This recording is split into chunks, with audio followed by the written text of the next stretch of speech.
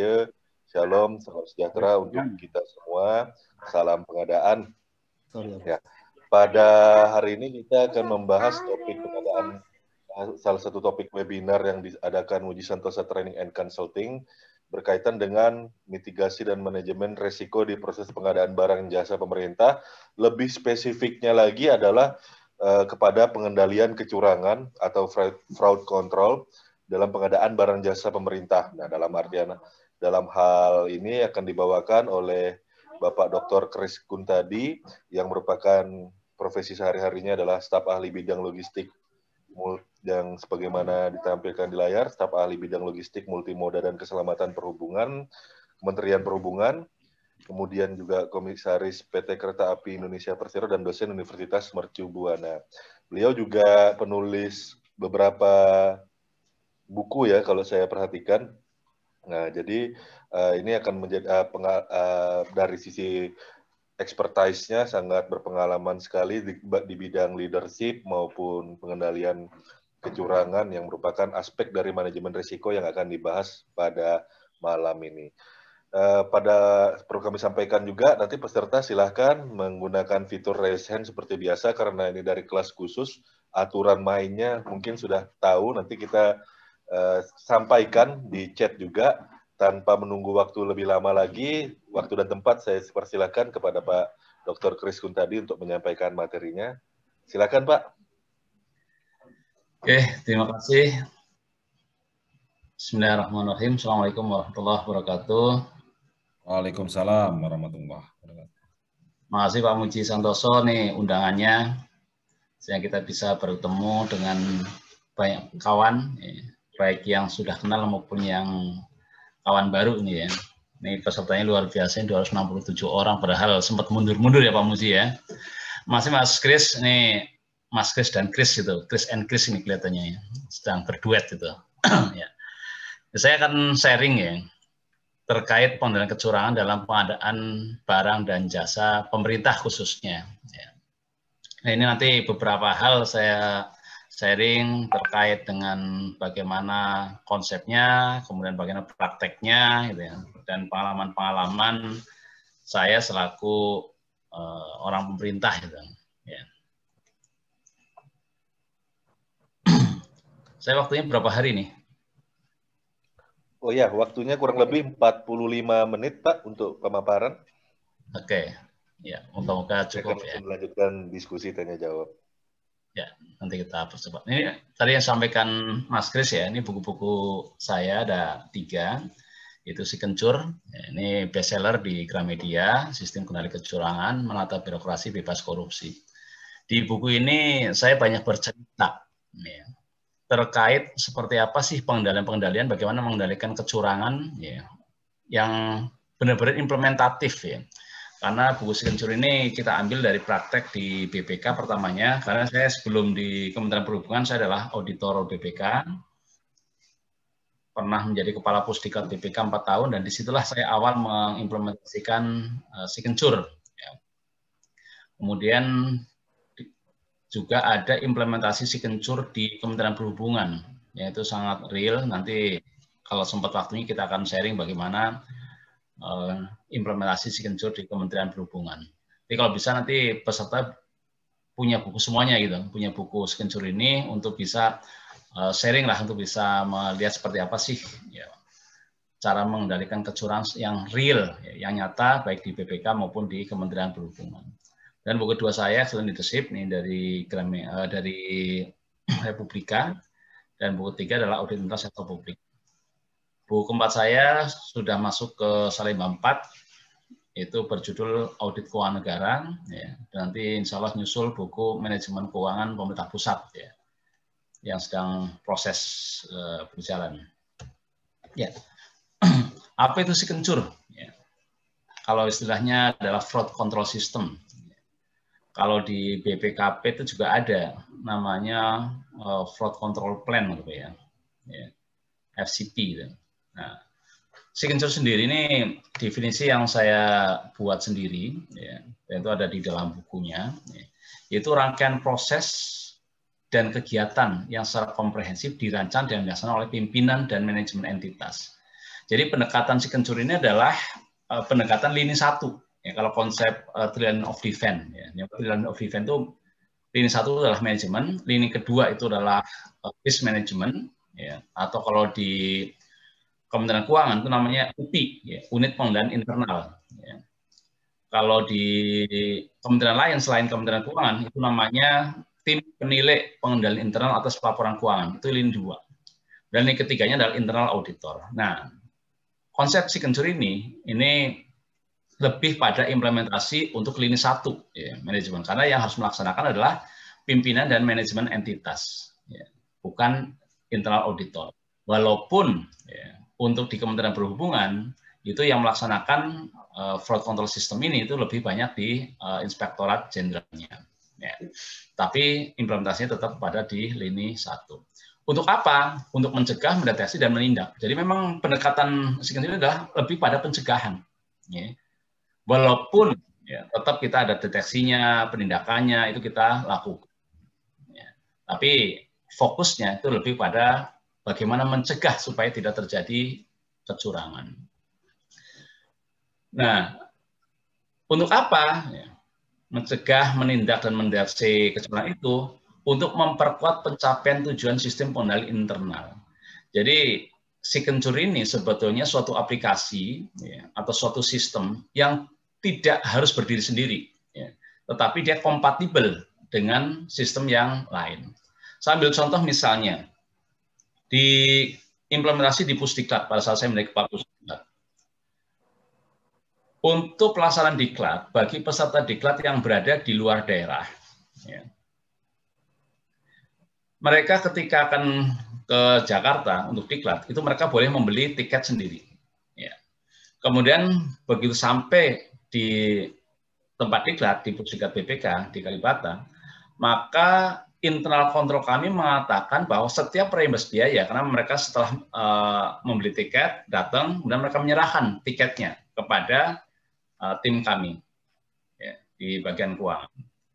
Nah, internal kontrol kami mengatakan bahwa setiap reimburse biaya itu harus diverifikasi terlebih dahulu. Ya. Maka ketika peserta diklat tadi menyerahkan tiketnya, langsung diverifikasi.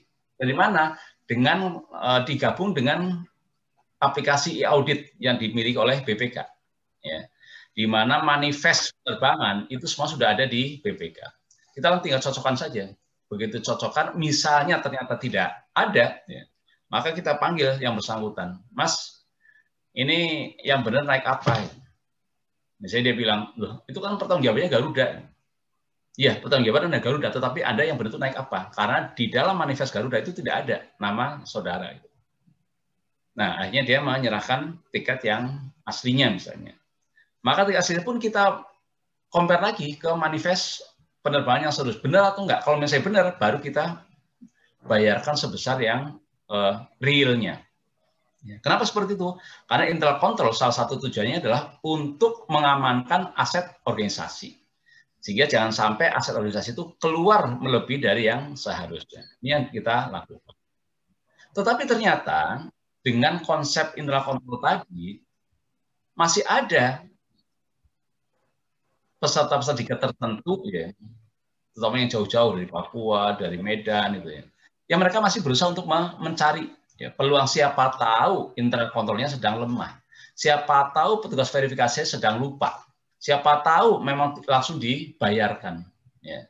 Sehingga masih ada beberapa yang melakukan itu. Nah, akhirnya kita kuatkan ya, internal kontrol ini kita kuatkan dengan apa? Dengan signature.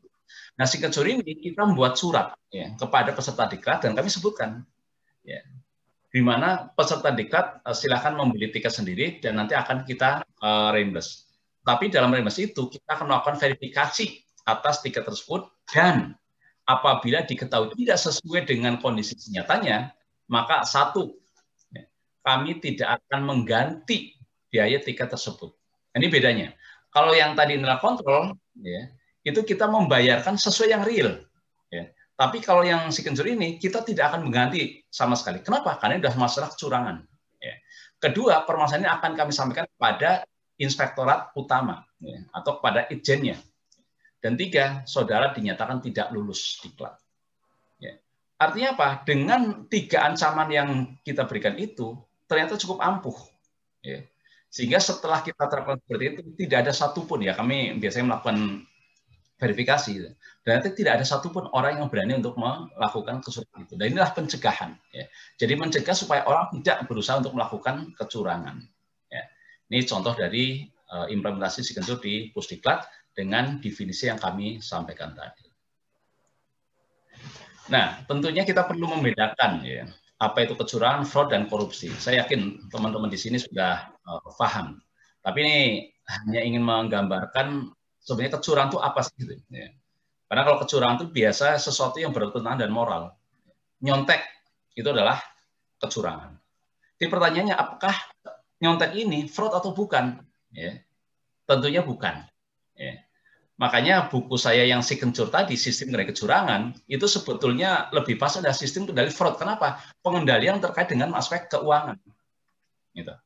Bukan kecurangan secara umum.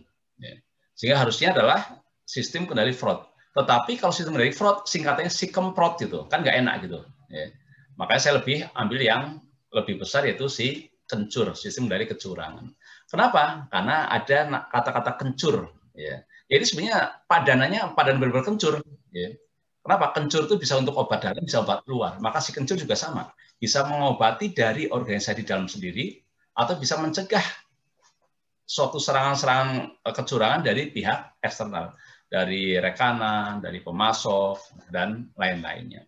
Tapi dari dalam organisasi sendiri, itu juga kita bisa melakukan. Itu si kencur dan padan dengan kencur. Nah, kalau korupsi, kalau definisi terminologi undang-undang kita, itu lebih pada kerugian keuangan negara. Nah, ini 3 perbedaan itu. Ini beberapa jenis kecurangan. Ini sangat teoritis, sehingga saya pikir saya nggak perlu jelaskan ya Mas Kris ya, karena sudah sangat paham, sehingga nanti kita akan lebih fokus pada seperti apa terkait dengan pengadaan barang dan jasa. Nah, ini fraud triangle, pendorong kecurangan. Ada kesempatan, tekanan, dan rasionalisasi. Nah, si kencur ini berusaha untuk bagaimana untuk meminimalkan adanya kesempatan tadi. Jadi kesempatan itu biasanya kenapa? Karena lemahnya pengendalian internal. Nah, pengendalian internal ini lemah, kita kuatkan, benar lebih kuatkan lagi dengan namanya sistem kendali kecurangan. Nah, inilah cara bagaimana untuk menutup kesempatan tadi. Jadi misalnya kalau nyontek lah misalnya. Ketika orang nyontek, maka kan perlu ada alat ya, untuk meminimalkan kesempatan orang untuk nyontek. Misalnya apa? Kita pasang pengawas. Gitu. Tapi pertanyaannya, apakah dari pengawas itu meminimalkan kesempatan orang untuk nyontek? Ternyata banyak terjadi tidak seperti itu. Walaupun ada pengawas, kenapa? Pengawasnya satu mengawasi misalnya 30 orang. Ya. Nah, apakah kita perlu tambah pengawas? Oke, kita tambah pengawas misalnya apa? Kita siapkan 6 orang pengawas untuk 30 orang. Berarti apa? 1 orang pengawas mengawasi 5 orang mahasiswa misalnya. Pertanyaannya, berapa biaya yang harus kita keluarkan untuk membayar pengawas yang 6 orang tadi? Ya.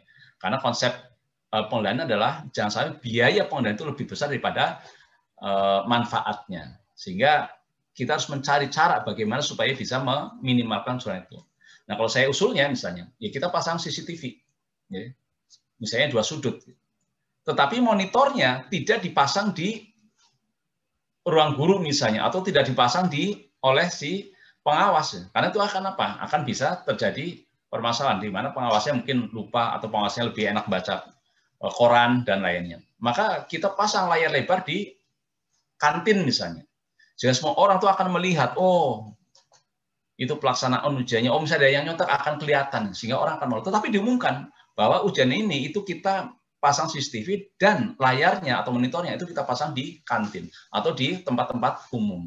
Nah, ini bagaimana mencegah dengan efektif untuk orang tidak melakukan kecurangan tadi. Nah, rasionalisasi itu biasanya banyak ya. Di PBJ ya, itu banyak. Bahkan kasus-kasus yang terbaru ya, di kementerian itu banyak karena rasionalisasi. Misalnya apa? Saya kan hanya mengenalkan, misalnya ada seorang rekanan datang ke kita, ya, saya nggak ada hubungannya dengan kerjaan itu. Tapi saya kenal dengan misalnya Dirjen A. Ya. Dia bilang, Pak, saya kenalin dong dengan Pak Dirjen ini. Ya, maka kita kenalkan. Begitu kenalkan, ternyata dia misalnya ikut tender dan dia menang. Gitu. Dan begitu menang, dia mendapatkan uang dan dia memberikan kepada kita. Nah, orang yang diberi tadi bisa menggunakan rasionalisasinya. Jadi mengatakan seolah-olah itu adalah sesuatu yang benar. Loh, saya kan nggak minta. Loh, saya kan bukan orang yang megang uang. Dan saya tidak memengaruhi dirjennya. Gitu. Karena itu adalah semua, dan proses sudah proses fair, karena dengan tender dan segala macam. Sehingga kalau saya terima, berarti halal dong, berarti sah dong. Nah, ini yang menjadi berbahaya. Kenapa? Rasionalisasi yang masuk ke dalam diri kita. Ya. Hanya karena mengenalkan. Nah, ini yang kadang-kadang terjadi seperti itu. Bisa juga kalau misalnya PPK, kalaupun ketahuan paling juga ditegur gitu. Ya.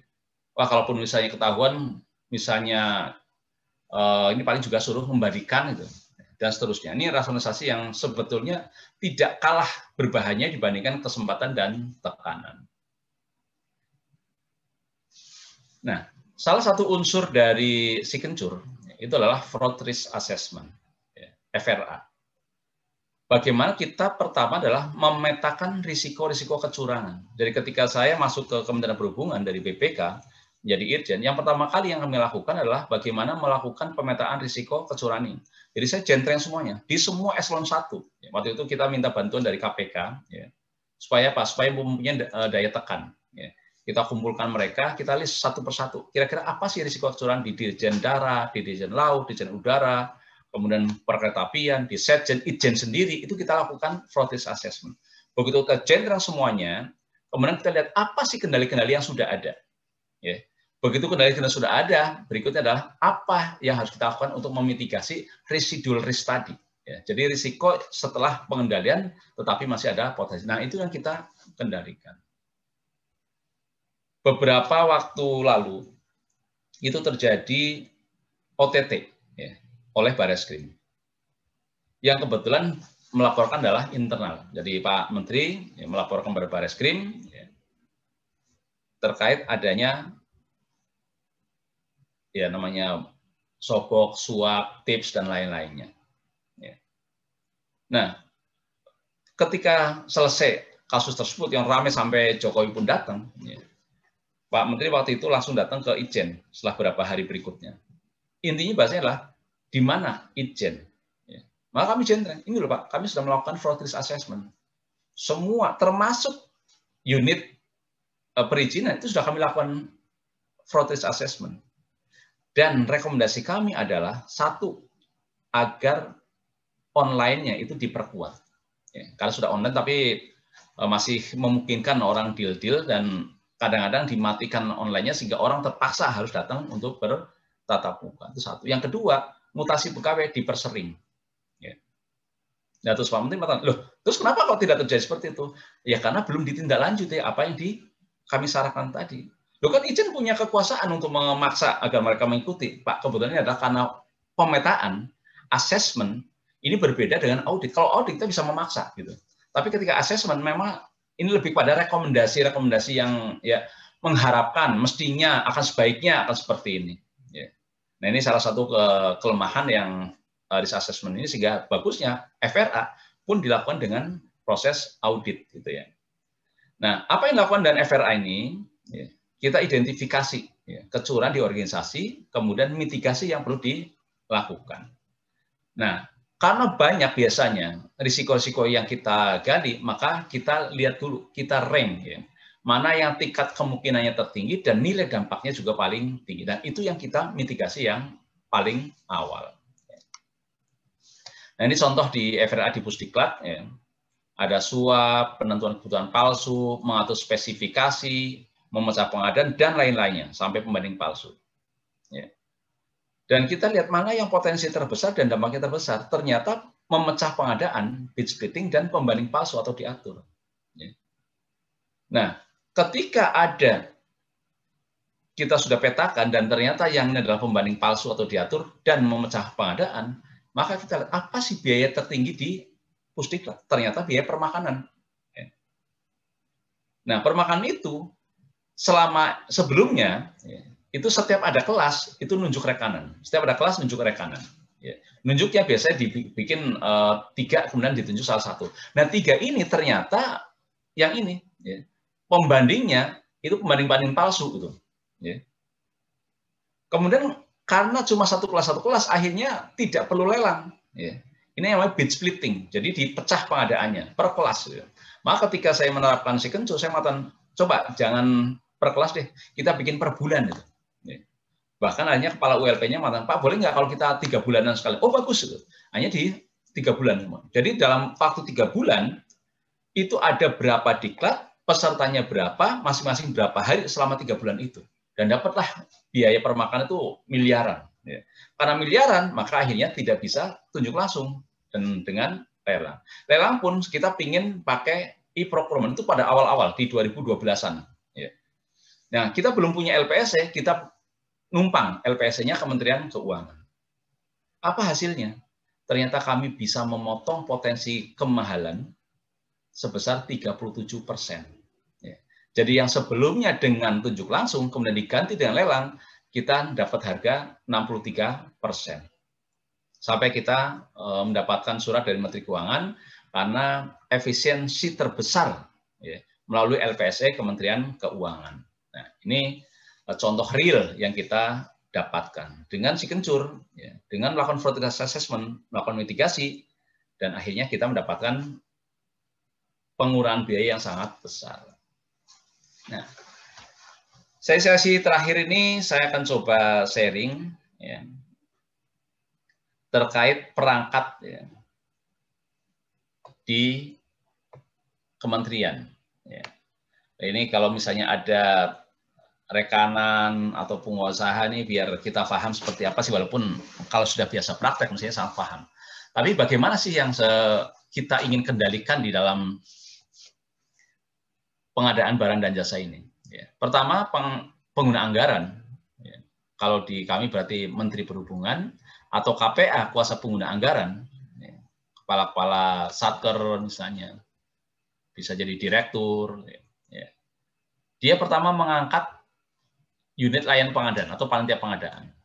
Nah, tujuannya adalah bagaimana si ULP ini, ya, itu dia memilih dan menetapkan rekanan yang tentunya berkualitas, kemudian dengan harga yang paling kompetitif, ya, atau bisa kita katakan murah lah gitu ya, tentunya dengan kualitas yang telah ditetapkan. Ya. Kemudian KPA juga mengangkat PPK, pejabat pembuat komitmen. Nah, setelah dicarikan ini loh pemenangnya, maka si PPK membuat kontrak. Ya. Kemudian dia melakukan pengawasan atas pelaksanaan kontrak tadi. Ya. Nah, tetapi si PPK ini, ya, setelah dapat penyelenggaraan jasa, dia bikin satu rekanan, dia juga kontrak dengan konsultan pengawas. Ya. Yang konsultan pengawas juga dipilih oleh ULP atau panitia pengadaan. Kenapa perlu konsultan pengawas? Karena bisa jadi PPK tidak bisa sehari-hari melihat ke pekerjaan itu. Maka dicarilah konsultan pengawas. Nah, setelah selesai, maka ada hasil pekerjaan diserahkan atau dicek oleh PPHP. Ya. Ada yang mengatakan PPHP itu panitia pemberi harapan palsu katanya. Ya. Karena apa? Karena dia sudah tanda tangan, sudah ngecek katanya, padahal saya sebelumnya hanya melihat ke dokumen-dokumen saja. Nah, ini yang proses yang ada. Tetapi ya, pertanyaannya, kalau kita melihat bahwa prosesnya sudah sedemikian rigid, ya, si panitia pengadaan sudah melakukan lelang, melakukan tender, ya, yang harapannya adalah mendapatkan harga yang paling bagus, gitu. Kemudian sudah ada PPK, pejabat pembuat komitmen, yang membuat komitmen, sehingga kalau dia melihat pekerjaannya nggak sesuai, maka dia pasti akan menolak harusnya. Dan dia pun dibantu oleh konsultan pengawas. Dan setelah selesai pekerjaan pun ada pengecekan PPHP, panitia penerima hasil pekerjaan. Tapi kenapa setiap auditor meriksa pengadaan barang jasa, itu saya bisa mengatakan selalu always ada temuan. Nggak pernah never nggak ada temuan. Ya. Bahkan saya sering mengatakan kalau Anda temuannya adalah terkait kualitas, kuantitas, keterlambatan dalam pengadaan barang jasa, maka sebenarnya kamu tuh belum maksimal dalam melakukan auditnya. Karena apa? Bahasanya ini lulusan SD meriksa pengadaan barang jasa hanya melihat itu sudah bisa tahu. Tinggal lihat kontraknya, dicocokin antara kontrak dengan pelaksanaannya. Ya. Tapi pertanyaannya, kenapa kok yang seperti ini sering lolos? Bisa jadi di sini ada suatu permainan-permainan. Ya. Bahkan misalnya rekanannya itu sudah dibatasi. Ya. Kami pernah melakukan audit, bukan audit, review ya, di Ditjen Perkeretaapian. Ditjen Perkeretaapian dulu, ya, di 2015 itu, punya paket pekerjaan, misalnya 100 paket pekerjaan, rekanannya itu paling banyak 33. Ya. Artinya udah arisannya satu rekan itu dapat 3 paket pekerjaan. Kenapa? Karena ternyata untuk menjadi bagian atau menjadi calon rekanan itu menjadi sesuatu yang sangat berat. Ya. Kenapa? Ada pembatasan berat. Nah, itu yang kemudian kita berikan rekomendasi dan akhirnya dibuka. Dan sekarang sudah luar biasa. Sudah banyaklah rekan-rekan yang bisa masuk ke Ditjen Perkeretaapian. Yang kedua, PPK. Ya. PPK yang dia mestinya berkomitmen, karena namanya pejabat pembuat komitmen. Komitmennya apa? Di dalam kontrak. Ya. Mestinya dia kan gampang. Begitu misalnya periode tertentu, dia lihat sudah berapa ketika membayar sesuai atau tidak kuantitasnya, sesuai atau tidak kualitasnya, gitu. Nanti di akhir sesuai atau tidak dengan waktunya. Gitu. Tetapi seringnya, ya, ketika PPK melihat pekerjaan itu tidak sesuai pekerjaan, tidak sesuai kontraknya, dia cicing wae, ya. Dia diem saja. Ya nanti aja kalau auditor datang kan juga paling jadi temuan gitu. Jadi dia tidak ingin mengendalikan sendiri, padahal dia yang berkomitmen. Ya. Makanya mencari PPK yang benar-benar berkomitmen terhadap apa yang menjadi kewajiban, itu perlu effort yang luar biasa. Nah, inilah beberapa permasalahan-permasalahan yang sering muncul. Ya. Sehingga kenapa auditor, kenapa lini 3 internal auditor itu menjadi suatu seperti musuh lah gitu ya. Atau dia harus melakukan effort yang luar biasa, ya. Karena tadi, lini pertamanya si PPK-nya, yang harusnya dia benar-benar mengendalikan pekerjaan, ternyata dia tidak mengendalikan secara baik. PPHP, panitia penerima hasil pekerjaan, yang harusnya benar-benar ngecek apakah pekerjaan sesuai atau tidak, ternyata dia lebih pada formalitasnya. Ya. Pun di ULP-nya. Bahkan PA-KPA kadang-kadang juga tidak melihat seperti apa pekerjaannya. Dia menyerahkan pengendalian itu kepada pihak eksternal. Padahal kalau konsepsi kencur, ya, harusnya yang melakukan pengendalian itu adalah dari pejabat itu sendiri atau si PPK-nya. Nah, apa saja titik kritis PBJ? Ya, pertama dari harga. Ya, harga biasanya markup HPS. Harga periklanan sendiri, overestimate, ya, itu ada ya. PPK ya, yang ketika membuat HPS, ya, pertama dia tidak melakukan survei pasar, ya.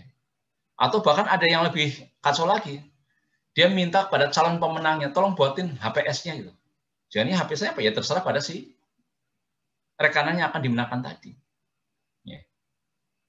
Nah, bagaimana mengendalikannya? Ya, nanti kita di slide berikutnya. Kemudian kickback. Ya. Oh, karena harganya sudah tinggi, keuntungan lebih besar, maka dia memberikan sesuatu. Atau untuk menjadi bagian dari pemenang, maka dia memberikan sesuatu. Ya. Kasus di Mensos ya, itu adalah bagian dari itu. Jadi silakan harganya sekian, pokoknya 10.000 cadangan untuk kami. Ya. Untuk kuantitas, tadi harga yang berkaitan kuantitas. Kuantitas lebih pada kurang volume atau kurang jumlahnya. Atau melebihi kebutuhan. Kebutuhannya 100, kita belinya 200. Ini di kuantitas. Tapi lebih banyak adalah kita bangun gedung misalnya volumenya 1.700, begitu dicek ternyata tidak sampai 1.700. Nah, permasalahan ini kan sebetulnya permasalahan yang sangat sederhana gitu. Artinya PPK ya, itu harusnya tahu kalau volumenya kurang. Ya. Panjangnya kurang, misalnya dermaga bangun dermaga ternyata panjangnya kurang. Yang ketiga, kualitas. Kualitasnya kurang atau standar barangnya direndahkan. Ini juga menjadi suatu permasalahan. Dan mestinya ini pun sebetulnya ya bukan sesuatu yang sangat sulit lah untuk tahu. Ya. Bahkan kalau misalnya kaca ya, harusnya 5 mili, Begitu dikasih 3 mili, kita diem saja. Ya. Padahal gampang. Ya. Makanya biasanya antara kuantitas dan kualitas itu auditor berbeda pandangan. Ya. Cara rekomendasinya. Biasanya kalau kurang volume, dia bisa merekomendasikan untuk dipotong harganya atau minta dipenuhi jumlahnya atau kuantitasnya. Tapi ketika kualitas yang bermasalah, maka dia biasanya mengatakan bongkar. Gitu. Kenapa dibongkar? Karena dampaknya akan sangat besar. Misalnya suatu struktur bangunan yang harusnya K450 gitu, ternyata dia dikasih K300 gitu. Ya. Maka 450 ke 300, kalau pertimbangannya, dipertimbangnya berbahaya, maka tidak. Kemudian yaudah ganti aja. K450 harganya berapa, K300 berapa, selisihnya dikembalikan. Enggak seperti itu. Karena masalah kualitas, sehingga bongkar dan dibangun kembali. Ya. Dan terakhir masalah waktu. Ya. Waktu terlambat, setelah terlambat tidak dikenakan denda, padahal di kontraknya jelas terlambatan dikenakan sanksi 1 per mil per hari. Gitu. Nah kalau misalnya 100 hari, ya gampang, 1 per mil kali 100 hari berarti 10%. Gitu. Nah ini yang biasa terjadi. Sehingga temuan-temuan PBJ itu tidak lepas dari ini. Ya. Majority itulah 4 hal ini. Price, quality, quantity, dan timelines. Ya, 4 ini. Nah, karena umumnya adalah 4 ini, maka bagaimana kita mengendalikannya? Ini di sini. Untuk harga, ya, untuk HPS, ya kita review HPS-nya. Jadi Kementerian Perhubungan di Ijen kebetulan itu kita membuat aturan, ya. Menteri Perhubungan, surat edaran Menteri Perhubungan, ya, di mana HPS yang dibuat oleh PPK sebelum dilelangkan itu wajib direview dulu oleh Inspektorat Jenderal. Ya. Jadi begitu HPS selesai dibuat oleh PPK, sebelum dilelangkan dikirim ke Ijen. Ya. Tapi nggak semuanya. Yang kita minta adalah yang nilainya 10 miliar ke atas. Gitu. Begitu direview ternyata, ini harganya terlalu tinggi. Maka kita kembalikan, HPS Anda terlalu tinggi sekian misalnya. Ya. Nah, dia tidak boleh melelangkan sebelum HPS itu direview. Begitu sudah selesai diubah misalnya, kembalikan ke izin dan setuju, baru dilelangkan. Nah, ternyata dengan review ini, kami di 2016, karena aturannya itu 2015 akhir, kita mulai melaksanakan di 2016, di 2015 itu kami mampu memotong potensi kemahalan 1,08 triliun. Jadi saya pikir angka yang tidak kecil ya, 1,08 triliun. Di 2017 lebih tinggi lagi, 1,98 triliun. 2018 turun ya, menjadi 644 miliar. 2019 turun lagi 400-an, kemudian 2020 itu turun lagi menjadi sekitar 400-an juga itu. Ya. Nah, kenapa kok turunnya begitu drastis? Karena ternyata adanya review HPS ini menimbulkan PPK itu malu. Ya. Kalau HPS yang dia susun terlalu besar koreksinya. Ya. Karena nggak bisa mengatakan tidak. Kemungkinan dia sudah melakukan upaya markup. Gitu. Nah, sehingga moga-moga 2021 itu akan semakin rendah lagi. Karena apa? Karena tadi, rasa malu apabila ternyata ketahuan koreksi yang sangat besar. Pernah suatu kejadian, ya, di mana di salah satu Ditjen, ya, itu pengadaan alat, ya, alat pemantau. Mereka mengusulkan itu 11,7 miliar. Karena di atas 10 miliar, maka direview. Begitu kami review dari 11,7, ternyata kita hanya meloloskan 5,6 miliar. Ya. Nah, 5,6 miliar, akhirnya si Dirjen tadi marah. Gitu. Ya. Karena apa? Dia merasa dituduh telah melakukan markup, walaupun bukan dia yang melakukan. Ya. Sampai dia mengatakan, ya kalau gitu, mending nggak usah kita laksanakan pengadaannya. Loh, kita sampaikan, loh Pak, kalau Bapak ada harga yang lebih bagus, ya, kalau ada harga lebih, ya silakan berikan. Karena kan sifatnya sifat review. Ini kita sampaikan, kalau merasa tidak cocok, ya silakan ada argumen.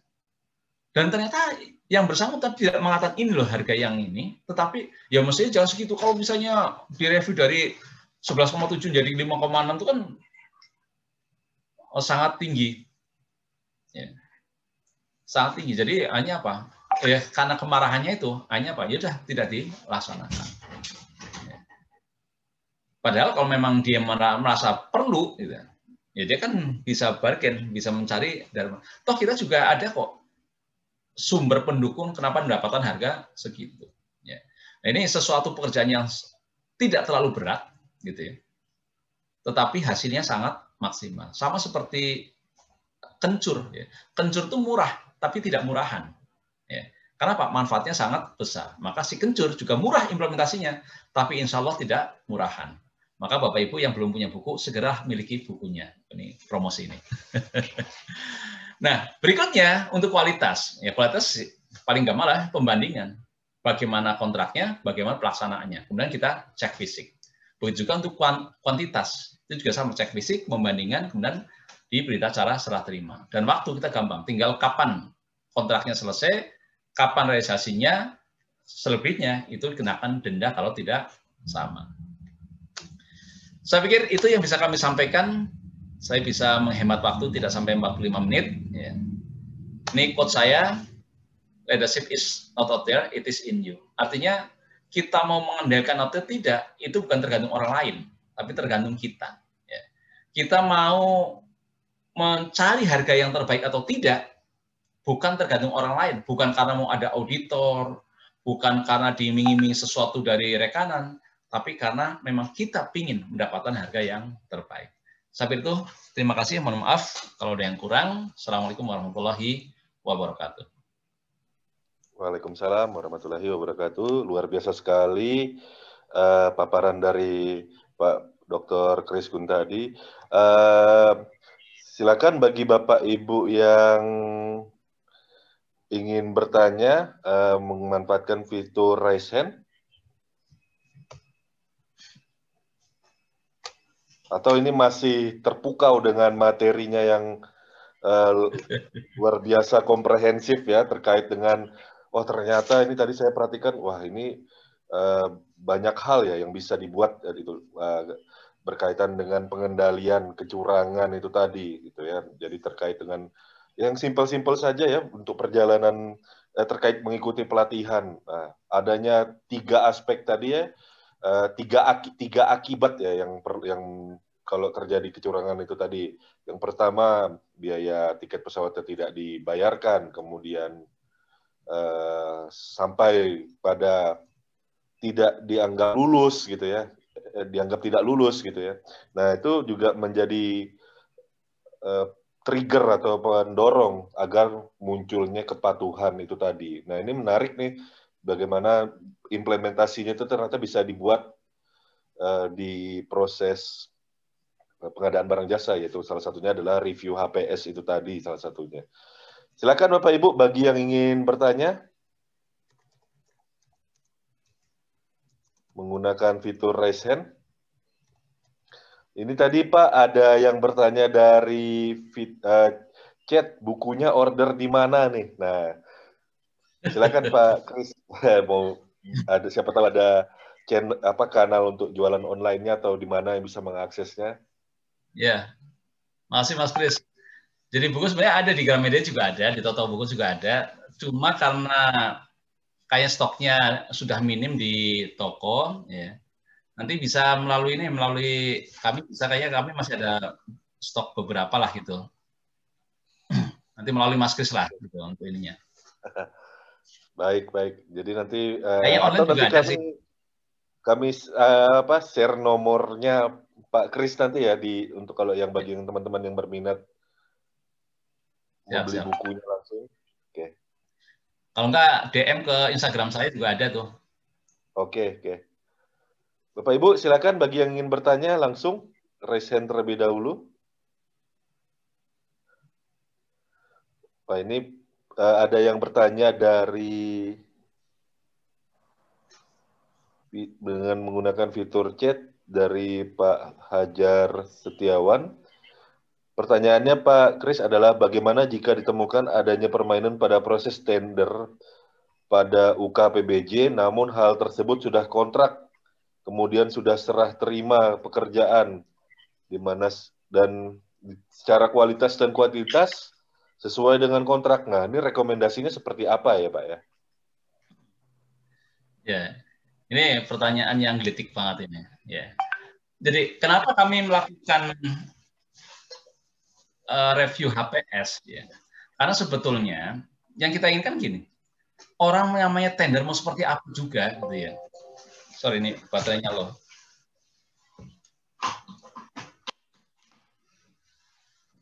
Orang mau bermain tender seperti apapun, yang dicari itu apa? Pasti adalah permainan harga.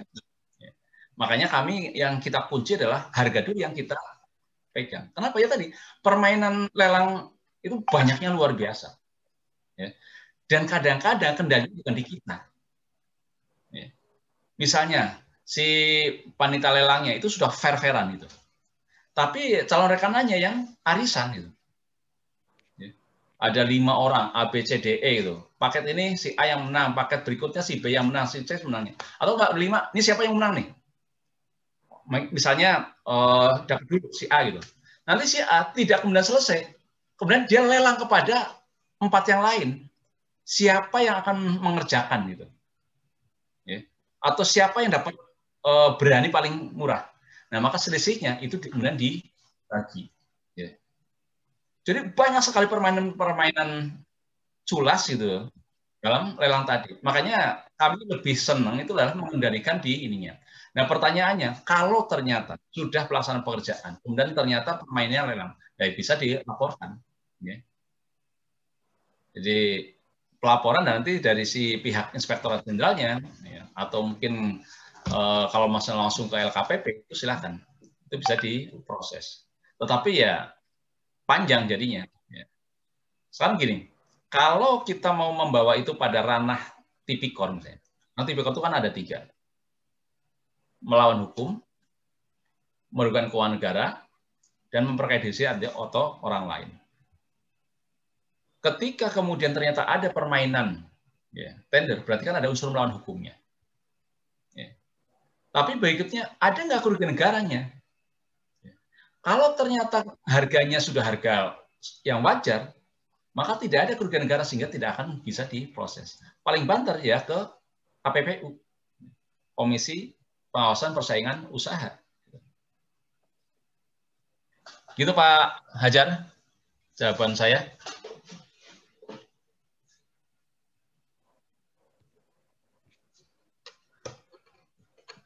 Baik Bapak, terima kasih atas jawabannya. Kemudian ini ada yang mau bertanya langsung, sudah raise hand. Saya persilahkan kepada Pak Erwin Mutakin.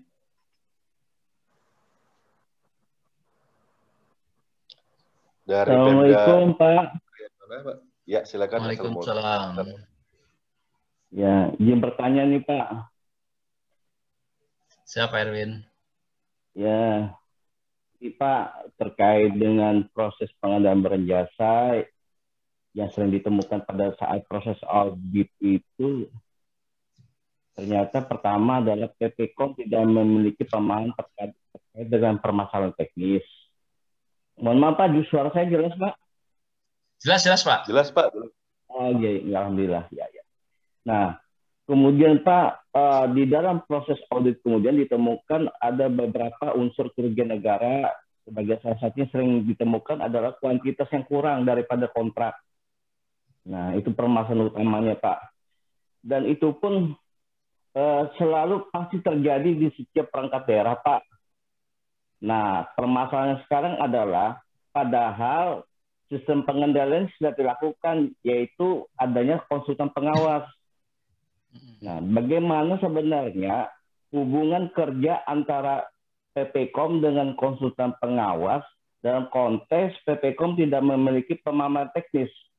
Nah, apabila misalnya dalam kenyataan di lapangan sering ditemukan konsultan pengawas itu apabila memberikan teguran itu pun sering dimarahi oleh kontraktor.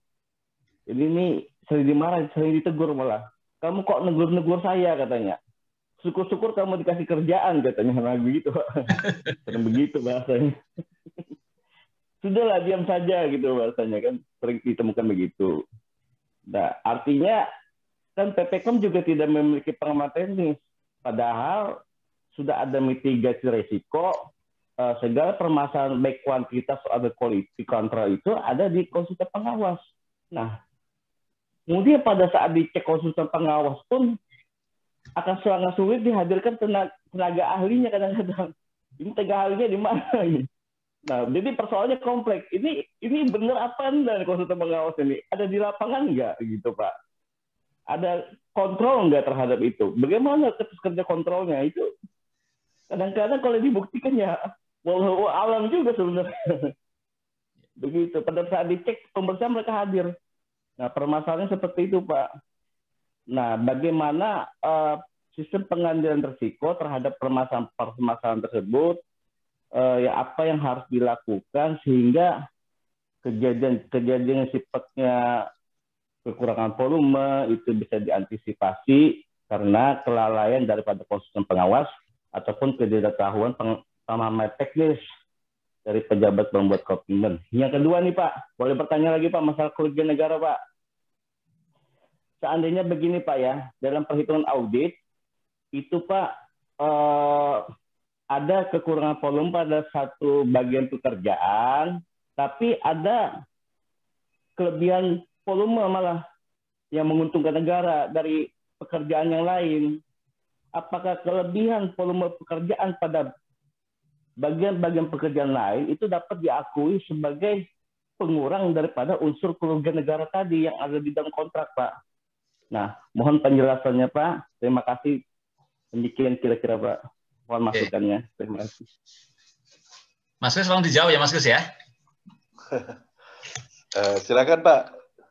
Ya, oke, makasih Pak Erwin. Ini menarik nih, kayaknya praktisi banget nih Pak Erwin ya. Oke, masalah kuantitas, kualitas itu. Harga, kalau harga mungkin agak ini ya, walaupun itu sesuatu yang sangat ya lumrah dalam tanda petik gitu ya terjadi ini. Bahkan banyak tuh teman-teman auditor itu menemukan pekerjaan tidak diselesaikan tepat waktu dan tidak dikenakan denda keterlambatan. Itu kan sesuatu yang sangat remeh-temeh banget gitu loh. Ya. Ya tadi Pak Erwin juga mengatakan, oh jelas-jelas nggak sesuai kok. Ya. Pertanyaannya, apakah karena PPK-nya tidak paham teknis? Ini Pak, sebetulnya bukan masalah tidak paham teknis. Ya. PPK itu paham teknis atau tidak paham teknis, ya. Sebetulnya kalau untuk pekerjaan yang seperti itu, dia mesti paham. Gitu. Karena sudah ada kontraknya kok. Ya. Kan tinggal bagaimana kontraknya, bagaimana pelaksanaannya.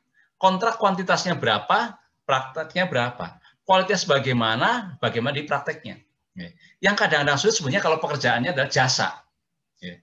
Jasa itu kadang-kadang. Tapi kalau masalahnya pekerjaan fisik, ya, barang, itu relatif mudah. Jadi permasalahannya kenapa? Makanya saya sering kalau pengarahan kepada PPK misalnya, ya, kalau ada pekerjaan kok tidak sesuai dengan kontrak, pertanyaan saya, Anda tahu nggak kalau itu pekerjaan itu tidak sesuai kontrak? Ya. Mereka kompak menjawab, tahu itu. Ya. Jadi mereka tahu bahwa pekerjaan itu tidak sesuai kontrak. Yang kedua, apakah Anda tahu kalau ada pekerjaan tidak sesuai kontrak, apa yang harus dilakukan? Jawab mereka apa? Tahu Pak, ya dipotong atau mereka suruh memenuhi. Nah ketika pertanyaan ketiga ditanya, mereka bingung jawabnya. Kenapa itu tidak dilakukan? Gitu. Mereka tidak bisa jawab. Maka saya nambahkan, maka prasangka baik apa yang bisa kami berikan kepada PPK ketika ada pekerjaan tidak sesuai dengan kontrak. Jadi tolong kasih argumen, tolong kasih reasoning kepada saya, kira-kira apa prasangka baik yang bisa saya berikan? PPK lupa, ya nggak mungkin lah ya. Gitu. PPK tidak paham aturan, ya nggak mungkin orang dia sudah lulus kok. Gitu. Jadi akhirnya apa? Prasangka buruklah yang kita berikan. Dia sudah ikut bermain di dalamnya. Karena kalau ibarat main bola itu yang namanya PPK itu adalah striker gitu. Dia yang harus mengendalikan pertama untuk kerjaan yang dia harus lakukan.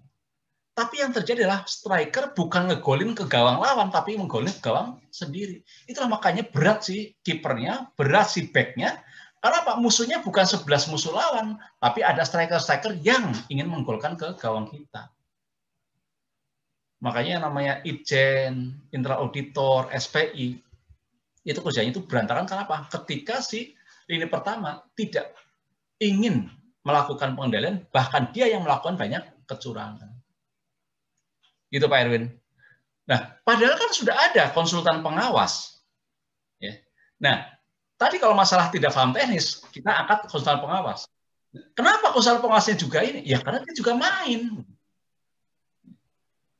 Kami pernah melakukan suatu proyek gitu ya, ketika saya masih di BPK, itu ternyata pelaksanaan kerjaannya itu dengan si konsultan pengawas itu pacaran, gitu. Kemudian si pengawas itu perempuan, kemudian si pelaksana lapangannya, si rekanannya itu laki-laki. Mereka pacar. Loh kalau udah pacar ya udah berat lagi gitu. Ya. Alhamdulillah Pak. Nah ini harus kita lakukan. Ya. Bagaimana kita juga harus melihat, kadang-kadang mereka satu grup gitu ya. Kontraktornya dengan pengawasnya itu satu grup. Jadi kita harus hati-hati sekali masalah gitu. Itu yang pertama. Yang kedua Pak Erwin, kalau misalnya ada kekurangan, ya. Tadi di sisi lain ada juga kelebihan. Maka keuangan negara itu yang dilihat adalah dia sesuai kontrak atau tidak.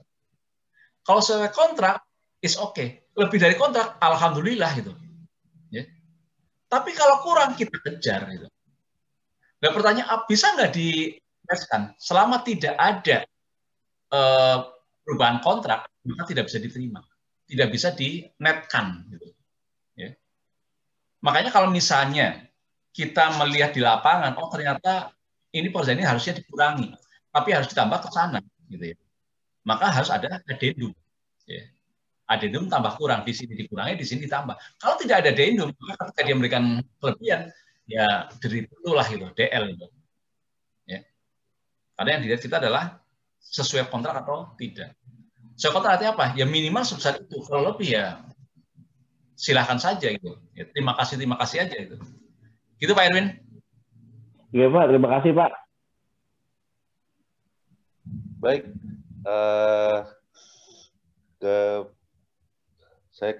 silakan bagi ke penanya berikutnya Pak Diono.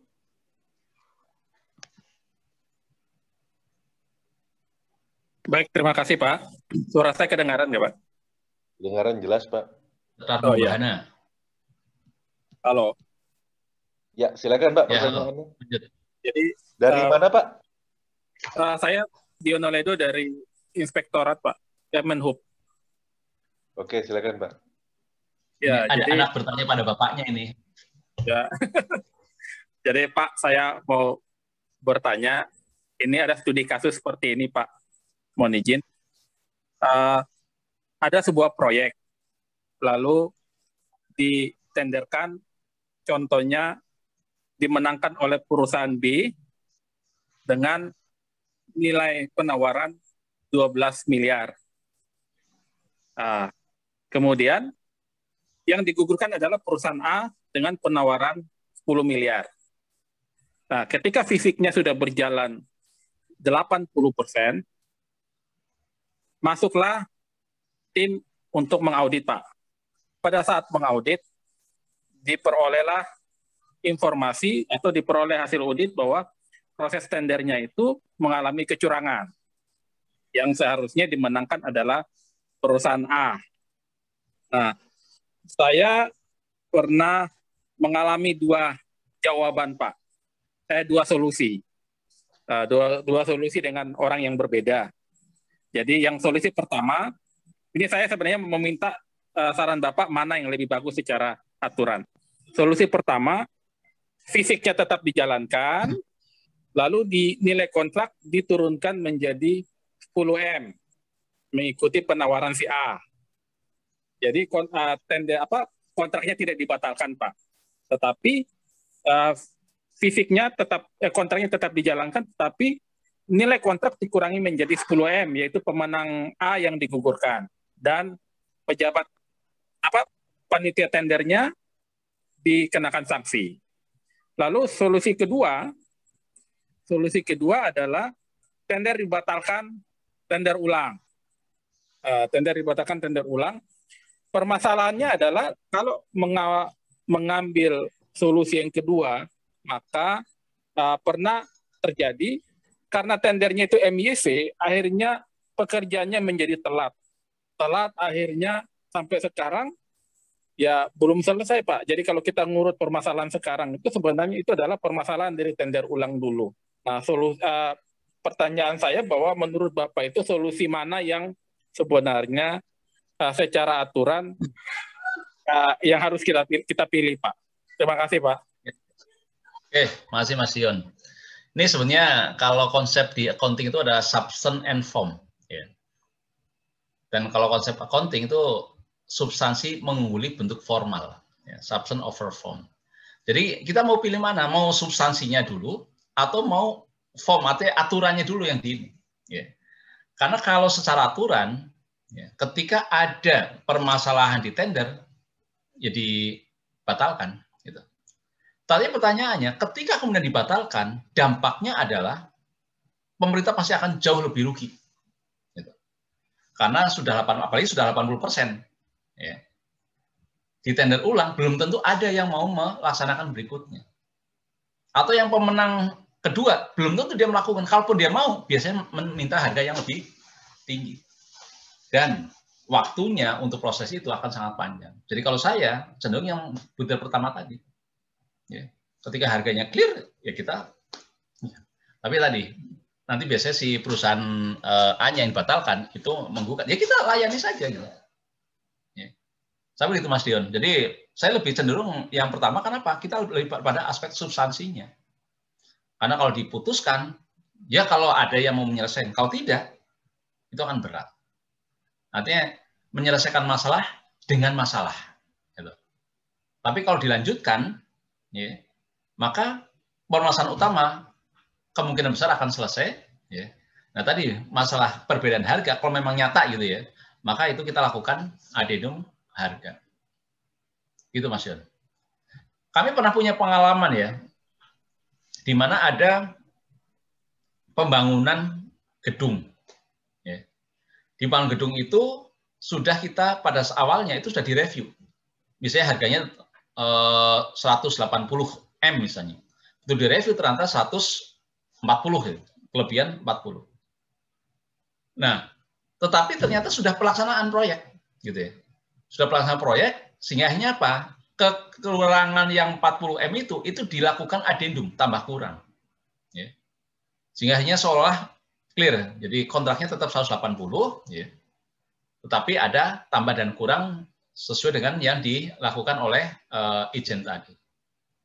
Ternyata begitu ada tambah kurang, sampai selesai, ada auditor lain, BPK meriksa. Begitu BPK meriksa, ternyata harganya bukan 180, tetap 140. Ya. Jadi CCO itu yang contract change order itu, atau tambah kurang itu, CCO-nya bukan CCO beneran, tetapi lebih pada cocok-cocokin ongko itu. Ya. Nah ini yang terjadi, dan akhirnya ya menjadi temuan. Bahkan akhirnya si PPK, kemudian rekan itu hampir kita blacklist ya, karena dia bilang CCO, ternyata bukan tambah kurang, ya, tapi benar-benar dia hanya menaikkan harganya saja. Itu Mas Dion.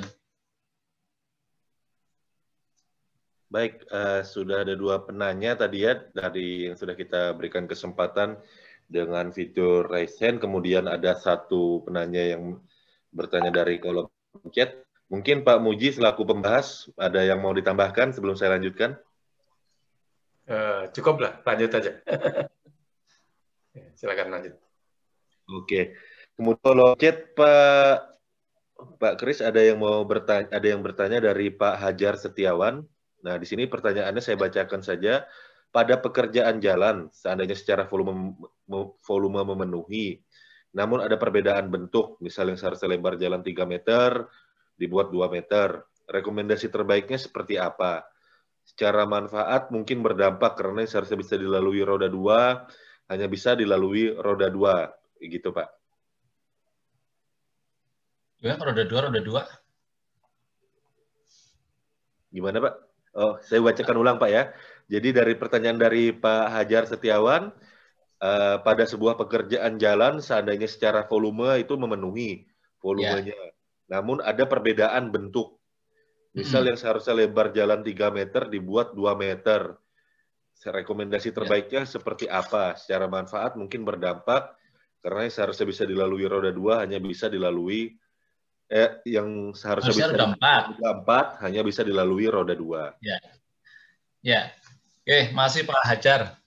Ya kalau saya auditnya ya saya hajar itu Pak. Artinya apa? Itu udah masalah kualitas gitu. Ya. Jadi udah masalah kualitas, tidak bisa walaupun volumenya penuh, ya harus lebarnya 3 meter gitu. Lupa tapi kan saya sudah lebih panjang. Ya urusan Anda lah memanjang uang, kita minta 3 meter kok. Jadi kita harus memenuhi 3 meter dengan panjang yang seharusnya. Jadi misalnya harusnya 3 kali 1000 misalnya. Ya. Ternyata dibuat 2 kali 1.500 itu. Panjangnya 1.500 meter itu. Loh, saya minta, kalau ini berarti enggak, lebarnya kurang. Kurang berapa? Kurang 1 meter kali 1.000 meter. Ya. Lupa kan sudah kita lebih ke sana. Yaitu bukan urusan kita, karena kita tidak minta 1.500, kita mintanya 3 meter kali 1.000 meter. Gitu. Jadi kalau Anda buatnya 2 kali 1.500, ya kami tetap minta tambahkan 1 meter kali 1.000 meter. Gitu. Jadi tadi yang ditanyakan oleh Pak Erwin, ya, di sisi lain kurang, di sisi lain lebih. Ya. Yang lebih ya, pemerintah mengatakan terima kasih, alhamdulillah, tapi yang kurang tolong penuhi. Gitu Pak Hajar. Oke, kemudian ada lagi pertanyaan Pak Kris dari Pak Willy Tujunan. Dalam mengaudit, apakah ada batasan dalam pengungkapan jumlah dan nilai temuan? Terima kasih Pak. Ya, makasih. Ya, saya jawabnya tidak ada Pak. Oke. Tuh, langsung Pak Hajar Setiawan langsung komentar. Siap, tetap kita hajar. Makasih Pak Setiawan. Ya Pak Willy. Jadi nggak ada batasan. Ya. Kami di ini, kalau saya temuannya Dion ini ya, itu pernah kami menemukan temuan, satu temuan itu nilainya 573 miliar. Gitu. Itu satu temuan. Gitu. Jadi nggak ada batasannya. Ya berapapun sesuai keadaannya. Ya. Kalau memang lebihnya, ya tadi, misalnya yang review tadi, lebihnya kan yang harusnya diusulkan 11,7, begitu dicek ternyata hanya 5,6. Ya. Kan bukan hampir, lebih dari 100% kelebihannya gitu. Ya. Itu dalam review. Dan kita nggak masalah gitu. Jadi asal itu sesuai dengan kondisi, karena audit is based on evidence. Ketika evidence-nya mengatakan kelebihannya tinggi, ya kita tinggi. Ya. Saya dulu meriksa laporan keuangan Kementerian PUPR. Ya. Waktu itu Pak Basuki, yang sekarang menteri, itu dulu beliau irjennya. Gitu. Itu kami melakukan koreksi audit. Itu nilainya 55,3 triliun. Jadi asetnya naik. Sampai dia, Pak beneran Pak kita naik 55,3 triliun. Loh benar Pak, karena hasil dari revaluasi gitu. Ya. Sehingga waktu itu naik dari opini disclaimer menjadi wajar dengan pengecualian. Ya. Gitu Pak Willy. Tapi tidak berarti bahwa semakin gede temuan semakin bagus, enggak juga gitu ya. Karena tadi yang review HPS di Kemenhub itu pertama 1,08 menjadi 1,98, tapi habis itu turun. Nah, artinya apa? Orang sudah mulai care ya. Orang sudah mulai malu, atau orang sudah berusaha untuk sesuai dengan aturan. Nah, ini yang sebenarnya tujuan dari audit itu. Makanya di BPK itu ketika ada temuan kok berulang-berulang, ya, maka kinerja dari unit pemeriksa itu turun gitu. Karena logikanya kalau sudah di audit, ya, sudah direkomendasikan dan itu selesai, maka di berikutnya itu sudah tidak ada temuan lagi. Ya. Makanya kalau masih ada temuan lagi, berarti oh ini jangan-jangan rekomendasinya kurang pas. Gitu Pak Willy. Lanjut Mas Kris. Oke, baik. Terima kasih Pak atas jawabannya. Berikutnya ada yang raise hand lagi. Saya persilakan Pak Rian Hidayat. Silakan direspon unmute-nya dan memperkenalkan diri. Oke. Assalamualaikum warahmatullahi wabarakatuh, Pak. Assalamualaikum. Saya dari Bandung, Pak. Pak, saya mau nanya, Pak. Tertarik dengan yang Bapak sampaikan tadi masalah tidak efektifnya konsultan pengawas, Pak, yang seharusnya menjadi kepanjangan tangan dari PPK dalam mengawasi pelaksanaan pekerjaan, Pak ya. Nah, ketika memang ditemukan bahwa hasil misalnya laporan pengawasan sampai mutual cek status berbeda ketika ternyata ada temuan dari auditor, baik itu eksternal internal. Nah, lazimnya Pak, sanksi atau ganti rugi terhadap biaya yang dikeluarkan untuk terhadap konsultan pengawas itu saya lihat belum ada, Pak. Nah, apakah bisa diterapkan, Pak, ketika memang hasil pengawasan yang konsultan pengawas lakukan itu tidak sesuai dengan kenyataan hasil audit itu, kan berarti dia tidak bekerja secara independen dan maksimal gitu. Nah, biar memiliki efek jerah ini, Pak, kira-kira apa yang bisa diberlakukan untuk konsultan pengawas yang kinerjanya seperti itu, Pak? Itu saja mungkin, Pak. Mohon arahannya. Oke, masih Mas Dan. Ini benar Mas Yan. Ya. Itu banyak kejadian, ya. Permasalahannya real, ya. Padahal konsultan pengawas itu kita bayar, kan mereka bukan kerja sosial kan, mereka kan kita bayar. Dan kita bayar pun dasarnya adalah kontrak. Kontraknya apa? Apa yang dia kerjakan? Kalau ternyata dia tidak melakukan pekerjaannya, ya, maka bisa putus kontrak. Begitu putus kontrak kita blacklist gitu. Ya. Ini harus kita lakukan. Nah, blacklist inilah sebetulnya ini senjata ya yang diatur di dalam peraturan. Ketika apa? Ketika salah satu pihak itu tidak memenuhi kewajibannya. Ya. Saya ambil contoh misalnya.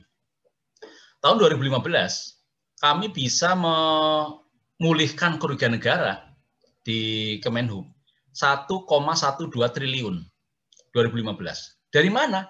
Dari menindaklanjuti rekomendasi-rekomendasi auditor, baik BPK, BPKP, maupun Itjen sendiri, yang belum dipenuhi oleh rekanan. Ya. Caranya gimana? Kita kirim surat kepada KPA-nya, kepada kepala UPT-nya, Anda masih mempunyai piutang sebenarnya pada ABC, misalnya rekanan. Kami beri waktu 30 hari. Apabila dalam waktu 30 hari belum bisa dilunasi, maka Itjen akan menerbitkan rekomendasi blacklist kepada rekanan tersebut. Ya. Nah, begitu ada sampai langsung KPA ngirim surat ke rekan-rekan yang punya utang berdasarkan hasil audit auditor. Ya. Ancamannya 30 hari tidak lunas, maka akan di blacklist. Dan selama belum lunas tidak boleh mendapatkan pekerjaan baru. Dampaknya apa? Itu rajin semua setor itu. Karena apa? Karena diancam blacklist. Dan itu di dalam kepres, dalam perpres pengadaan barang dan jasa ada. Salah satu alasan di blacklistnya rekanan adalah ketika tidak melaksanakan tindak lanjut rekomendasi auditor. Ada senjata yang sangat ampuh, tetapi jarang digunakan oleh kita. Maka yuk kita gunakan. Pernah lagi ada BUMN, Pak. BUMN sebagai rekanannya Kementerian Perhubungan yang ternyata dia mempunyai utang dan kondisinya macet. Padahal kita masih setiap tahun berkontrak dengan BUMN tersebut. Pertanyaannya, apakah bisa BUMN itu kita ancam blacklist? Karena kalau kita ancam blacklist, kita malah ada pekerjaan yang tidak bisa dilaksanakan karena dia selama ini adalah sebagai rekanan utama kita. Maka saya tidak ancam blacklist. Saya kirim surat kepada media, press release. BUMN X belum memenuhi kewajiban pada negara sekian miliar. Lalu begitu muncul semua di media, telepon di rootnya, Pak Kis, jangan gitulah, kami kan malu. Padahal sebenarnya bukan malu. Ya. Karena begitu belum memenuhi kewajiban pada negara, APH udah langsung siap-siap ini gitu. Ya. Dalam waktu seminggu lunas, Pak. Ya. Nah, bagaimana kita itu bisa jeli mencari peluang-peluang, mencari cara-cara bagaimana supaya bisa mereka patuh pada kita. Jangan cuma kita dipaksa patuh dengan mereka. Kan aneh itu. Si PPK ketika pembayaran itu membayarkan sesuai kontrak, meskipun rekanan tidak melaksanakan pekerjaan sesuai dengan kontrak. Kan bodoh banget kita itu. Dan ternyata masih banyak orang-orang yang bodoh seperti itu. Nah, ini harus kita cerdaskan. Bagaimana supaya, ya kalau mereka tidak sesuai kontrak, ya kita juga nggak boleh bayar sesuai kontrak. Gitu. Sehingga terjadi fair pelaksanaan. Gitu Mas Rian. Jadi ancam blacklist saja Mas Rian. Atau pembayarannya nggak usah kita bayarkan. Gitu. Karena kan dia tidak melaksanakan kontrak sesuai dengan yang diperjanjikan. Makanya ya kita nggak boleh membayarkan sesuai dengan kontrak. Karena mereka juga sama seperti itu. Gitu. Lanjut Mas Kris. Baik. Pak Muji, sebelum saya ke penanya selanjutnya, mungkin ada yang mau ditambahkan? Lanjut aja. Oke. Saya ke penanya berikutnya, Pak Pepen Supendi Yusuf, silakan direspon dan memperkenalkan diri.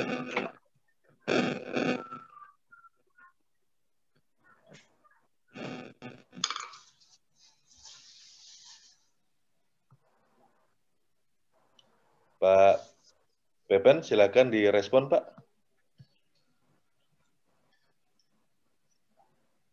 Baik, Pak. Terima kasih. Assalamualaikum warahmatullahi wabarakatuh. Waalaikumsalam. Pak Kris, pertama-tama saya mengucapkan terima kasih baik kepada Pak Kris selaku moderator maupun Pak Kris yang satu sebagai narasumber.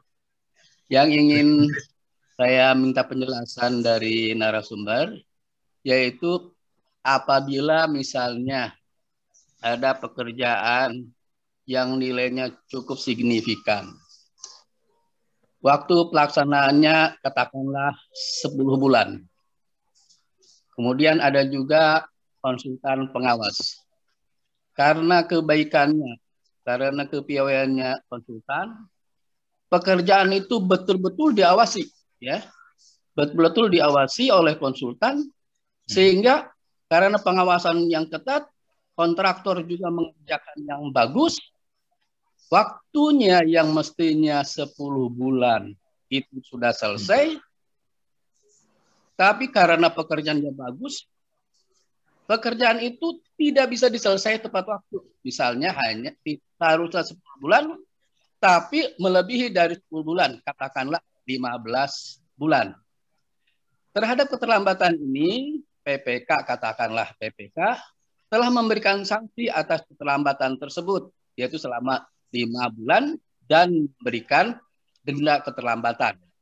Pertanyaannya, terhadap sisa waktu yang 5 bulan tadi, yang mestinya 10 bulan udah selesai, apakah terhadap kontrak konsultan yang mestinya konsultan juga sudah selesai 10 bulan karena konstruksinya diperpanjang 5 bulan, apakah kontrak konsultan itu harus juga diperpanjang dan dibayar? Karena pada dasarnya keterlambatan itu si pihak kontraktor sudah membayar denda. Berarti di sini pihak PPK harus juga membayar konsultan sebagai kelebihan waktu akibat keterlambatan tersebut. Itu yang pertama. Yang kedua, mungkin saya hanya ingin mendapatkan pertimbangan kembali tentang pekerjaan yang tadi contohnya kasus jalan. Katakanlah mestinya 3 meter kali 2.000 meter panjangnya, tapi dibuat menjadi 2, tapi panjangnya 3.000 meter. Akhir dilihat dari volume sama. Ya. Tapi karena lebar yang seharusnya 3 meter, tapi hanya 2 meter. Sehingga manfaat dari proyek itu tidak maksimal, hanya bisa digunakan roda 2 saja. Sehingga pihak, katakanlah PPK, tidak bisa menerima hasil pekerjaan tersebut. Oke, berarti itu total loss. Pertanyaannya, boleh nggak si kontraktor itu terhadap jalan tadi yang sudah dibangun sebanyak 2 kali 3.000 meter itu dan tidak dibayar oleh PPAG, dia menguasai terhadap hasil pekerjaan itu. Karena memang itu pekerjaan itu adalah pekerjaan dia yang belum dibayar. Sehingga kalau memang begitu, dia bisa saja membuat bahwa jalan itu sebagai jalan tol. Siapa saja yang lewat situ harus bayar gitu. Karena memang jalan itu adalah jalan bangunan dia gitu ya. Itu yang kedua. Yang ketiga terhadap CCO. Kalau saya memperhatikan terhadap CCO itu harus juga dipertimbangkan. Ada akal-akalan bagi tiap kontraktor, dia mengurangi pekerjaan dan juga menambah pekerjaan yang lain. Akalnya apa? Di pekerjaan yang dikurangi adalah pekerjaan yang sulit. Sekali lagi, pekerjaan yang dikurangi adalah pekerjaan yang sulit. Pekerjaan yang ditambah adalah pekerjaan yang mudah, ya. Sehingga menurut saya untuk menjadikan pekerjaan tersebut kurang tambah itu juga harus menjadi pertimbangan betul-betul pertimbangan teknis, baik itu teknis konstruksi maupun teknis secara ekonomis. Saya kira itu saja Pak Kris. Terima kasih. Assalamualaikum warahmatullahi wabarakatuh. Waalaikumsalam warahmatullahi wabarakatuh. Terima kasih Pak Pepen. Ini pertanyaannya 3 dan berbobot semua nih Mas Christian nih. Yang pertama, kalau terlambat, apakah konsultannya ditambah? Ya, kalau ditambah juga duitnya nggak ada Pak. Ya. Dan sebetulnya konsultan itu kan mengawasi pelaksanaan pekerjaan. Berarti artinya memang sampai selesainya pekerjaan. Ya. Sehingga logikanya selama pekerjaan itu belum selesai, ya belum dibayar atau belum tidak bisa ditambahkan. Itu yang pertama. Ya, berarti rugi dong ininya. Ya karena kan perencanaannya harus clear gitu. Ya, jadi konsultan pengawas itu bukan mengawasi berdasarkan waktu, gitu ya, tapi lebih pada selesainya pekerjaan. Makanya di dalam penuangan kontrak itu harus hati-hati sekali Pak Pepen. Ya. Itu yang pertama. Kedua, jalan itu dikuasai. Ya nggak bisa orang jalannya jalan ini kok. Tanahnya kan bukan tanah dia gitu. Ya, itu satu. Yang kedua, ya kenapa dia harus menguasai orang bukan punya dia kok? Ya kalau mau dibongkar silahkan gitu. Ya, misalnya harusnya 3 kali 1.000 tadi, kok dibuat 2 kali 1.500 ya. Ya dia yang 500 tadi kelebihannya, ya silakan mau dibongkar-bongkar. Tapi kalau dikuasai, loh emang tanahnya tanah siapa gitu. Jadi ini yang saya pikir harus wise gitu. Nah, tadi masalah CCO, cocokin ongko, contract change order ya. Ya memang harus hati-hati di kita. Ya. Ada pengalaman Pak Pepen, rekanan diminta bangun dermaga, dan dermaganya itu di Laut Lepas di Sumatera Barat. Kontraknya itu adalah yang bikin dermaga tahap 1 gitu. Ternyata begitu dia mancang, susahnya luar biasa. Ya. Hanya diganti yang dari tadi yang bangun dermaga tahap 1, jadi di CCO menjadi apa? Pengadaan tiang pancang. Karena apa? Karena sulit mancang gitu. Ya. Nah, tahap kedua seperti itu lagi. Bangun tahap kedua bukan dilanjutkan, tapi ganti lagi menjadi pengadaan tiang pancang sampai tiga tahap. Jadi yang bodoh siapa? Yang bodoh ya kita gitu. Ya, kok yang mau kita dibodohin sama rekanan gitu. Ya. Tapi logikanya, kenapa kok kita mau dibodohin? Jangan-jangan bukan dibodohin karena dia sudah pinter gitu. Pinter apa? Mendapatkan sesuatu gitu. Ya. Si PPK-nya, si KPA-nya. Ya. Sehingga ini prosesnya mestinya bukan proses normal, ini harus pakai ke ranah hukum. Gitu Pak Pepen. Jadi CCO itu harus hak dan kewajiban kita harus terpenuhi gitu. Bukan hanya sekedar memenuhi haknya mereka gitu, ya. Tapi harus sesuai dengan kebutuhan kita. Gitu Pak Pepen. Baik. Semoga menjawab. Jangan cocok-cocokan ya. Ya.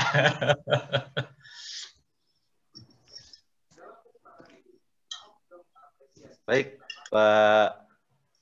Pak Kris, ini saya akan lanjut ke penanya berikutnya. Pak Diono tadi kan sudah ya, mungkin ada yang mau didiskusikan lagi, tapi nanti kita hold dulu, kita ke Pak Rudi Irwandi. Silakan Pak Rudi Irwandi. Ya, makasih Pak Gamas. Selamat malam Pak Kris. Malam Mas Rudi. Saya konsultan Pak di Kalimantan Tengah, di Pulau Kalimantan. Dan hampir 18 tahun Pak, saya di jasa konstruksi ini sebagai konsultan, sampai juga penilai ahli kegagalan Pak. Jadi begini Pak, yang sering kami alami Pak, selama 18 tahun ini, mungkin hanya gedung KPK saja Pak yang saya belum dipanggil Pak. Jadi mulai kejaksaan negeri Pak, kejaksaan tinggi sampai kejaksaan agung Pak. Kemudian Polres, Polda sampai Mabes Polri aja Pak tinggal KPK.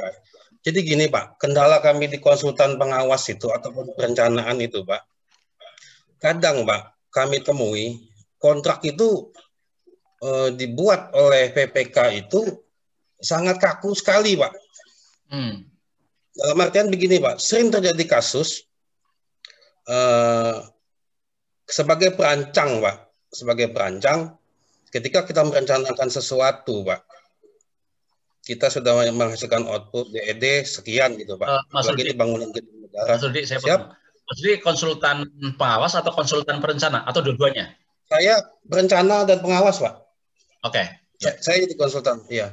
Jadi ada beberapa kasus Pak yang sering saya dipanggil gitu atau diminta bantu sebagai keterangan itu. Terjadi itu Pak, itu di awal Pak. Dalam artian sebuah pekerjaan konstruksi itu Pak, ternyata belum tentu Pak penawaran terendah itu tidak menimbulkan kerugian negara, itu satu Pak. Bahkan sering kami temui Pak ketika kami dipanggil sebagai keterangan ahli atau saksi ahli atau penilai ahli itu justru Pak penawarannya rendah-rendah itu yang berpotensi menimbulkan kerugian negara. Itu satu, menurut penyidik adalah HPS-nya ketinggian. Itu satu titik, Pak. Yang kedua, Pak, di dalam proses lelang, ini terkadang, Pak, masalah review yang output punya kami itu, Pak, kadang dirubah tanpa sepengetahuan kami, Pak. Jadi hanya berdasarkan review dari Pokja saja dengan PPK. Itu yang kedua, Pak. Yang ketiga, Pak, sampai sekarang, Pak, kami itu belum menemukan formulasi kontrak waktu penugasan yang pas, Pak. Karena sering terjadi, Pak, kita meskipun di waktu penugasan, kita kan terbatas itu, Pak, hanya 22 hari, Pak, dalam 1 bulan. Mungkin Pak Kris bisa lihat bahwa jasa konsultan itu 22 hari aja, Pak, 1 bulan. Sementara pekerjaan itu kan 30 hari, Pak, dalam 1 bulan. Ya. Nah, otomatis kan ada kehilangan waktu 7 hari, Pak. Nah, itu masukan kami sebagai konsultan, Pak. Itu dihitung full, Pak. 30 hari, mau itu hari Minggu kami juga kerja. Itu yang selama ini kami dari asosiasi jasa konsultan itu protes, Pak, kalau dihitung hanya 22 hari dalam 1 bulan. Kami bekerja hari Minggu juga bekerja, Pak. Ya. Dan yang keempat, Pak, kami minta untuk perbaikan ke depan, Pak. Ini sering kami temukan juga, masukan buat teman-teman PPK di sini. Pastikan saja Pak, yang dinyatakan wan prestasi itu tidak hanya pekerjaan Pak. Apabila personilnya itu tidak ada saat menandatangani kontrak, itu wan prestasi Pak. Itu salah satu muara kecurangan Pak yang sering kami temui. Itu banyak tenaga ahli fiktif Pak.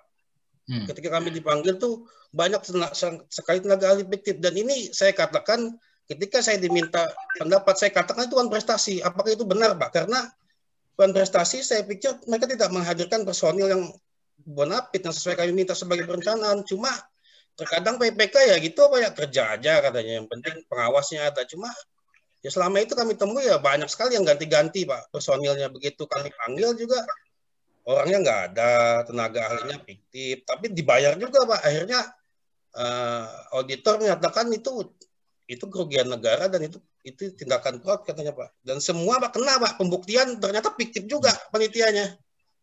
Makanya kami mendorong ini elektronik supaya tidak lagi Pak pembuktian itu di panitia, semua dibuktikan dengan PPK. Jadi muara pekerjaan itu terjadi masalah pekerjaan adalah tumpukannya PPK Pak. Karena PPK itu adalah rajanya dari pekerjaan karena dia menjalankan kontrak. Dan saya minta juga konsultan perencana dan pengawas itu bukan sebagai palang pintu, Pak, tapi sebagai tangan kanan, tangan kiri untuk mukul rekanan yang nakal-nakal, Pak. Ya. Itu aja, Pak. Makasih, Pak. Terima kasih, Pak Kris. Masih, Mas Rudi ini sharing ya untuk kita semuanya. Dan saya sepakat tadi yang mengatakan bahwa kontrak yang terendah itu, penawaran terendah itu tidak bebas dari kerugian negara, sepakat itu. Ya. Jadi ketika sudah dipilih yang terendah, itu tetap harus dicek gitu. Karena di terendah pun bisa jadi masih ada yang ketinggian gitu. Ya. Yang tadi saya sampaikan, ada barang ya, yang harga normalnya, harga wajarnya 5,6 miliar, tapi di HPS-nya 11,7. Ya. Kalau misalnya begitu 11,7, ada yang nawar 11, ada yang nawar 9, ada yang nawar 8 misalnya. Yang ditutup misalnya yang 8 itu. Pertanyaannya, apakah yang 8 itu, ini yang terendah ya? Kemudian tidak ada kerugian negara? Ada, karena hitungan wajarnya 5,6, ya. Bukan 8 yang terendah itu. Ya. Jadi kerugian negara itu dilihat dari berapa sih yang wajar gitu, yang memang seharusnya ditetapkan dengan harga yang seperti itu. Dan yang kedua tadi, memang antara konsultan pengawas dengan konsultan pelaksana itu harus PPK itu bareng-bareng. Bareng-bareng dari apa? Kalau memang ada permasalahan yang harus dilakukan. Ya. Ketika ada perubahan, ya harus diinformasikan ke semuanya. Ya. Makanya biasanya perubahan, kalau misalnya perubahan yang sifatnya adendum kontrak gitu, tambah kurang, ya mau tidak mau si konsultan pengawas juga harus diinformasikan sehingga dia bisa menyesuaikan gitu. Ya. Berikutnya masalah jumlah hari ya. Sebetulnya segini Pak Rudi, ya betul ya. Bapak ditetapkan 22 hari, padahal Bapak 30 hari. Ya kami bahasa negaranya, oh terima kasih kepada Pak Rudi yang sudah bisa memberikan tambahan. Tapi sebenarnya pikiran dari kontrak ini adalah bahwa untuk melaksanakan pengawasan itu kan udah pengalaman ya, jadi tidak harus day to day gitu. Ya. Jadi dalam waktu 1 bulan itu ya diambil aja 22 hari, kelewat 1 hari 2 hari, biasanya kita lakukan. Bahkan PPK seringkali yang lihatnya nggak tiap hari. Ya. Begitu termin, cek. Ya. Termin kedua, cek lagi. Mau bayar termin ketiga, dicek lagi. Walaupun secara day to day sudah dilaksanakan oleh si konsultan pengawas tadi. Ya. Masalah one prestasi betul banget Pak Rudi. Jadi bukan hanya kurang volume, kurang kualitasnya.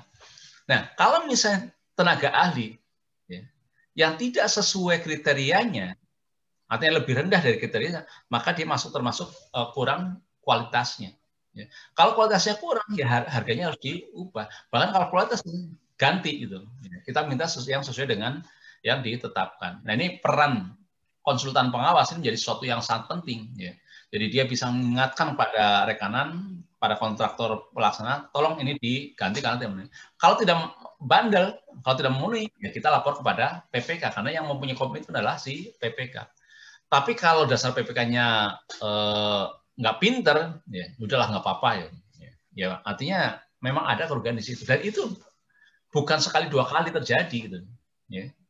Jadi kita kadang-kadang ya tadi mereka tidak men-serve kita seperti kontrak, tetapi kita membayarkan tetap seperti kontrak. Dan ini yang tadi saya katakan, selalu always, nggak pernah never. Gitu. Ya, selalu terjadi. Gitu. Ya moga-moga semakin lama semakin baik lah itu. Demikian, Mas Rudi, semoga bisa mencerahkan. Baik, Pak Muji, karena ini waktunya sudah habis ya, seingat saya sudah 1,5 jam, 45 menit kita diskusi, kurang lebihnya mungkin sebelum saya ke Pak Kris untuk closing statement, ada yang mau disimpulkan atau mau dibahas, silakan Pak Muji. Ya, terima kasih Pak Kristen Gamas.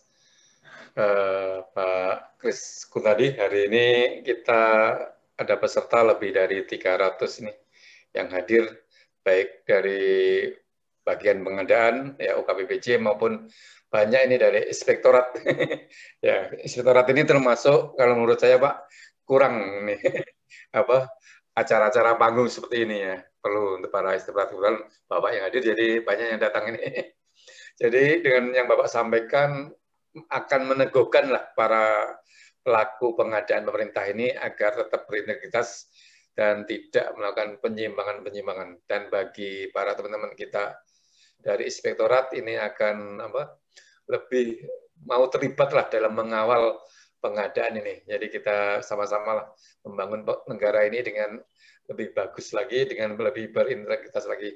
Saya ucapkan terima kasih atas kesibukan Bapak ya bisa hadir dalam forum kami ini. Mudah-mudahan ini bermanfaat dan nanti bisa berlanjut lagi sehingga kita dapat lebih meningkat kompetensinya.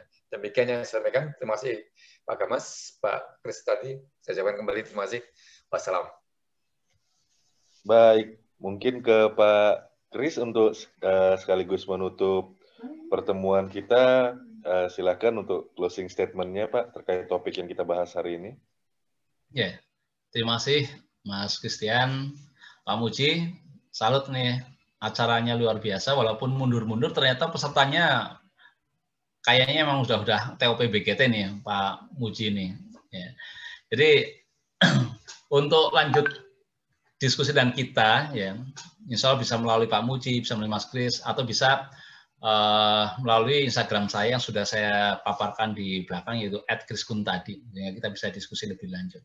Sebagai penutup, ya, saya ingin menyampaikan bahwa integritas itu adalah mahkota. Ya, maka pertahankanlah mahkota itu dalam berbagai hal. Terima kasih Mas Christian, terima kasih Pak Muji, dan terima kasih semuanya. Ini forum yang luar biasa dan saya bangga dan bahagia sekali bisa berinteraksi dengan Bapak Ibu semuanya. Baik, dengan demikian berakhirlah topik yang kita bahas pada hari ini. Bisa kita simpulkan terkait dari pencegahan kecurangan yang ada khususnya pada aspek pengadaan barang jasa pemerintah. Marilah kita sama-sama pertahankan integritas berkaitan dengan ketepatan dari proses pengadaan barang jasa pemerintah yang secara regulasi dalam peraturan Presiden tentang pengadaan jasa pemerintah, yaitu Perpres 12/2021 yang merubah Perpres 16/2018 secara minor, adalah ketepatan pengadaan barang jasa melalui aspek kualitas, kuantitas, waktu, biaya, lokasi, dan penyedia, itu dipertahankan dan juga dijaga kualitas dan pencegahan kecurangannya ya, supaya bisa menghasilkan pengadaan barang jasa pemerintah yang mensejahterakan bangsa kita. Saya selama proses mendampingi dan memoderasi kegiatan ini, apabila ada ucapan perbuatan yang kurang berkenan, saya mohon maaf. Saya akhiri, wabillahi taufiq wal hidayah. Wassalamualaikum warahmatullahi wabarakatuh.